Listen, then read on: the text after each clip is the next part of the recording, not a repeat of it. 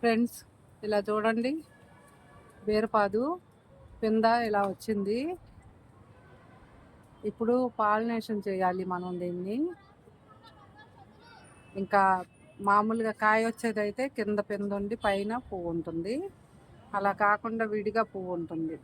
ఆ పువ్వుని తీసుకొచ్చి దీనికి హ్యాండ్ పాలిషన్ చేయాలి.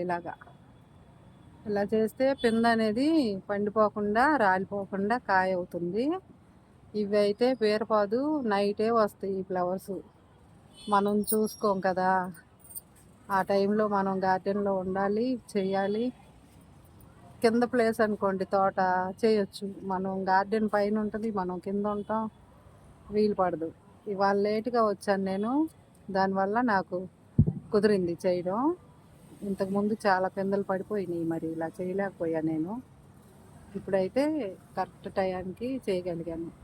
చూద్దాం ఈ కాయ ఎంతవరకు వస్తుందో.